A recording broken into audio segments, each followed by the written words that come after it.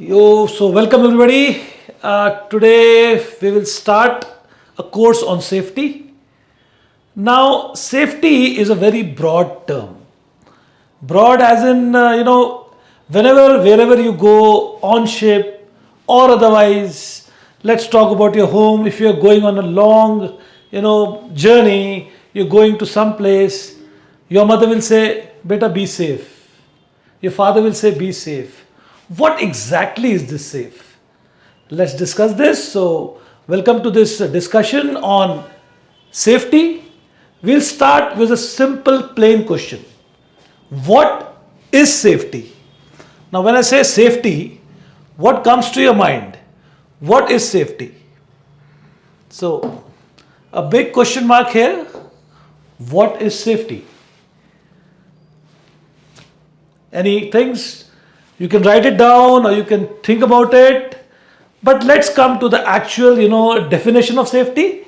That is. Before we move any further, let me introduce you to Merchant Navy Decoded's Decoded package, an all-in-one package which will help you sail through your campus placement interviews as well as your cadetship, because this particular package contains study material which will help you clear the entrance test of any company, and also you have technical content which will also help you clear the interview and make sure that the interviewer finds you quite suitable for working on board ships. And also, if you have the knowledge through the Decoded package, you will be a knowledgeable and sound cadet on board, and in return you will be earning respect. So what are you waiting for? Go take trial on merchantnavydecoded.com of this particular package, and if you find this package good enough, do invest. Thank you and happy learning. Safety refers to the condition of being protected from harm, danger, risk, or injury. Simple. Whenever we are doing some work, whenever we are involved in anything, we are surrounded by a lot of risks, surrounded by a lot of harms. They are ready to fall upon us. What we have to do at our part is avoid getting in a situation where a condition comes where we can be harmed, where we can be, put in danger, where we can be in a risk of an injury, of a problem, of a trouble. Now, let's stop there at this point and start thinking. When you see this picture, what do you see? There is a ship. There is a person who is designated, probably a safety officer, and there is the crew. And they are being probably taught on how to use a life jacket and a life buoy. Now, what is actually what is being discussed here? What do you think? So here, the person who is in charge is training people to stay protected from the harm. And what is the harm here? The water around them. What is the danger? The water around them. What is the risk? To be drowned in this water. And what can happen? If they fall, they trip, they get into this water, they might get injured. So what is actually happening here is we are discussing ways, measures on how to protect ourselves from the harm which is lingering all around us. Right? So safety, a little bit we have discussed. We can move further. Now, let's see what is further in the slide. Before we discuss about safety, we go more about safety. Let's delve a bit into the safety culture. Now, think, when you're doing some work, let's take an example. You are crossing a road. Simple example. You're crossing a road, and what do you see around? You see around a lot of vehicles, a lot of people moving around, four-wheelers, two-wheelers. Probably if you are on a highway, you see big trucks moving around. So that what you see is basically this. What is visible to your eye, what is visible to, superficial, What is superficial? That is what you see, right? What you don't see when you're crossing the road is the major part. You know, this is an iceberg, as we all can see. What we are missing is this part, which is basically a bigger danger than what we see. But the problem is we can't see. So that is the problem. But now I tell you, if you have a safety culture, if that culture is imbibed into you, you will have tools, you will have a inbuilt intuition to see what you cannot see. And how to see that is when you have a safety culture on board, when you understand the risks which are associated with what we are doing. So coming back to our example on crossing the road, what you don't see is probably a small child who is just behind that bus, running to meet his mother. He's coming from the school bus, running, and you are driving, and probably, chances you might, do some harm or get into harm. What you don't see is a dog which could just climb on the road.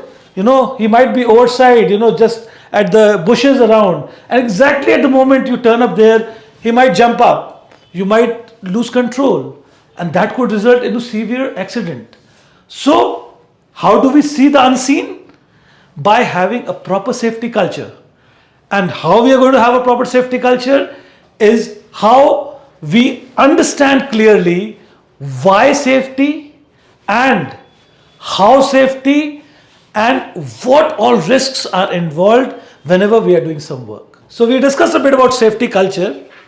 Let's dive in and take an example from our homes. Safety and culture. Let's keep it very simple. Go to your home and ask your father, "Father, I need a bike today. I have done something good. I need a Harley Davidson." What will happen? What will be his answer? Probably he'll say, "Beta, zindagi mein kuch kar lo. Then we'll do something. Or kama lo. Become a second officer, become a third officer, become a captain or a chief officer. Earn your way out. Get your own bike. Once you are safe at your ship, when you come back safely, get your money in hand, and then go ahead and buy your Harley Davidson." So there is a culture in your home of getting good things by achieving good things. So exactly that culture which you follow at home, ship becomes your home. And when you join a cadet, you are not aware of the risks which a ship might imbibe. Right now, being a cadet, you are very raw. You don't see the child which is behind the bus. You don't see the harms which are present, lurking around at the ship, because you are not aware of it. And if you're not aware of things, half knowledge is more dangerous, believe me. So when you go on ship as a cadet or as a junior officer, all you have to do is follow the safety culture of your company. Get to learn from seniors. Whenever you are putting your hands in something, go ahead and ask. Always be in doubt. Always be confused. Because if you are confused, you are on the right path. If somebody says, "Go on deck, bring this stuff," be confused. Go ask your senior, "Sir, they are asking me to go on deck. What safety precautions should I take?" You might think it's a foolish question, but it is not. Believe me, many people have got injured and probably lost their life because they fell on deck. Because the weather was not good, it was rolling and pitching. A simple thing, they went on deck, they couldn't control themselves, they were in the water. So always have that safety culture, ask your seniors, learn, and then probably you will start slowly with experience. This is what is going to be visible to you. The one which cannot be seen, you will slowly, start seeing those things which are not seen from naked eyes. That is experience, and that is the whole, objective of having a safety culture on board your ship. Right. So let's go ahead. Let's do a basic introduction. on safety. So let's read it out and then we can understand. In various contexts, safety can encompass physical, emotional, psychological, and environmental aspects. Now let's stop here. We have big words: physical, emotional, psychological, and environmental aspects. You can see this, this picture, okay, this is not a realistic picture, don't go otherwise, but this is just to give you a brief idea. When we are on board, safety is not only physical, as it is stated clearly here. Safety is also emotional, psychological, and it also encompasses the environmental aspect. If you are not safe, if you are not safe in handling a cargo on board, if you are not safe in handling things which you carry on board, physical damage can occur, and supposedly you get injured. Supposedly somebody breaks off his hand or has some serious injury. Do you think, given the type of environment we are in a ship where we are away from family, where we are secluded, do you think I'll be emotionally able to take that challenge where my finger is cut, I can't find a suitable hospital, I can't find exactly the kind of physical attention which I need, and I am stuck? Won't I be emotionally, drained, psychologically affected, and supposedly something which is not allowed to be gone overboard, example, garbage, plastic, oil, goes out of the board into the sea, results in oil pollution.